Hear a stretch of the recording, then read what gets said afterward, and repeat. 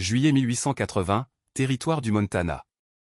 Le train siffla une dernière fois avant de disparaître dans un nuage de poussière, laissant sur le quai une jeune femme seule, avec pour seul bagage une promesse qui n'allait peut-être jamais se réaliser. Ce qu'elle ne savait pas encore, c'est que son destin venait de prendre un chemin inattendu.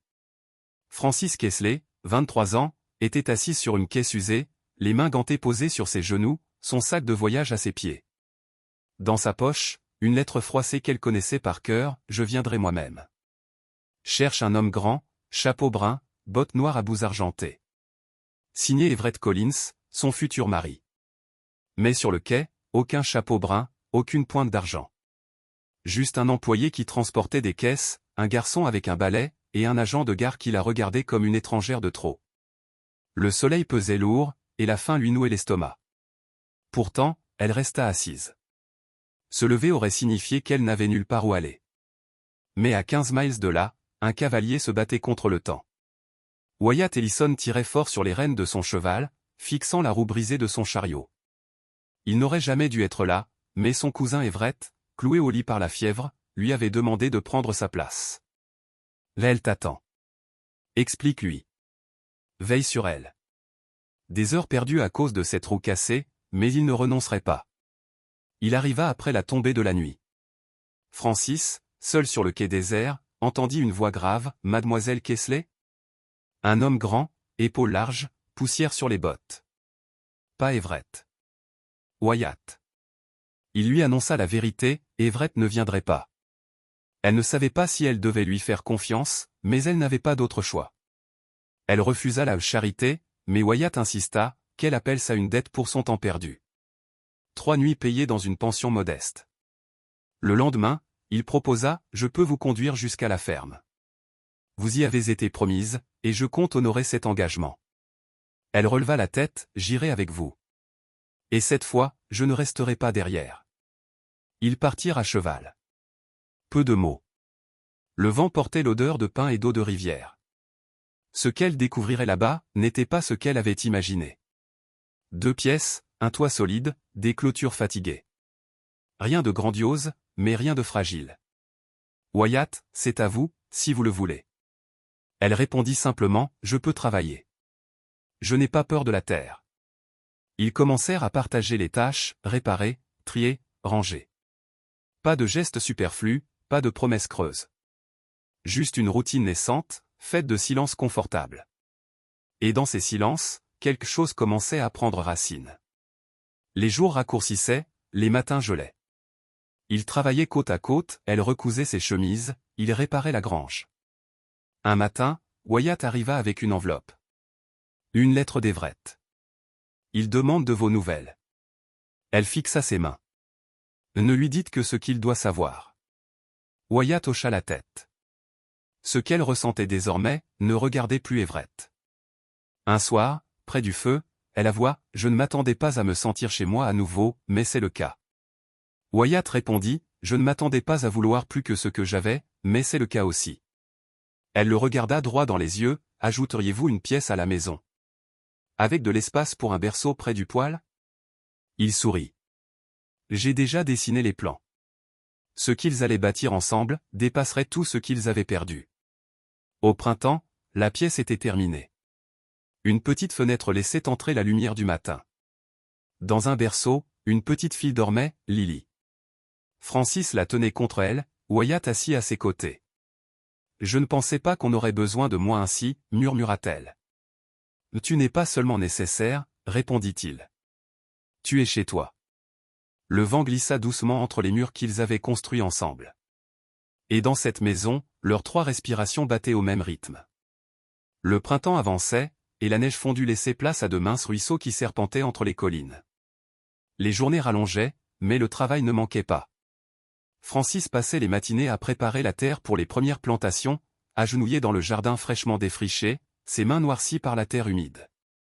Wyatt, quant à lui, réparait la vieille clôture au nord, remplaçant les poteaux vermoulus et retendant les fils rouillés.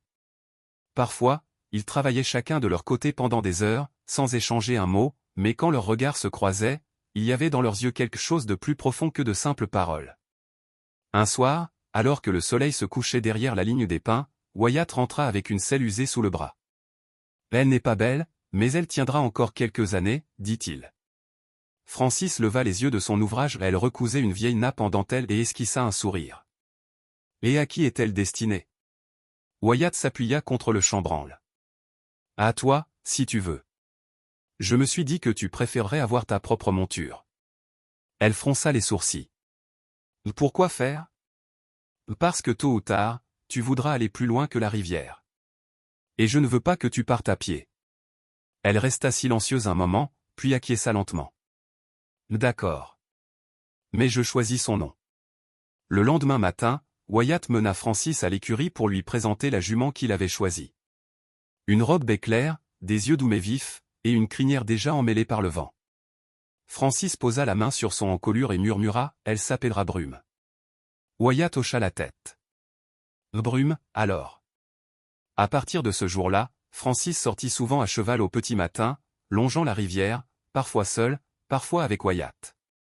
Ces balades devinrent leur moment privilégié, là où les mots se faisaient rares mais où tout se disait dans un silence complice. Un matin de mai, alors que l'air portait l'odeur des fleurs sauvages, ils croisèrent un voisin venu de loin, un certain Henry McCall, qui apportait des outils à vendre. En s'asseyant autour d'un café, Henry mentionna qu'une école improvisée allait ouvrir dans la vallée, et qu'on cherchait quelqu'un pour apprendre aux enfants à lire. Francis sentit son cœur battre plus vite. Elle échangea un regard avec Wyatt. « Et pourquoi pas toi ?» demanda-t-il simplement. Le soir venu, alors qu'il refermait les volets, Francis prit une grande inspiration. « Tu crois vraiment que je pourrais enseigner ?» Wyatt s'approcha, posant doucement sa main sur la sienne.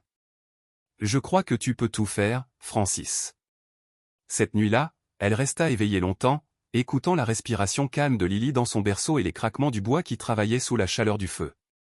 Au loin, le vent portait le murmure de la rivière et l'odeur des pins. Elle comprit qu'elle n'avait plus besoin de fuir vers l'inconnu, parce que désormais, elle avait trouvé un endroit où revenir. Les jours s'étaient mis à courir plus vite, comme si chaque lever de soleil les rapprochait d'un tournant invisible. Un soir de juin, alors que Francis berçait Lily près du feu, Wyatt revint de la vallée, le visage marqué d'une fatigue inhabituelle. Il posa son chapeau sur la table et resta debout un instant, les mains sur les hanches, comme s'il cherchait les mots justes. « On m'a parlé d'Everett, » dit-il enfin, la voix basse. Francis leva les yeux, surprise. « Qu'en est-il » Wyatt s'assit en face d'elle, les coudes appuyés sur ses genoux. Il est de retour à Helena. Et, il aurait parlé de venir ici. Le silence s'épaissit entre eux. Lily remua dans les bras de Francis, mais elle ne baissa pas les yeux. « Il ne viendra pas, » répondit-elle avec assurance. « Peut-être pas, mais je préfère que tu le saches. » Ce soir-là, elle mit Lily au lit plus tôt que d'habitude. Quand elle rejoignit Wyatt sur le porche, le ciel s'était teinté de mauve et les premiers vents d'orage faisaient grincer les arbres.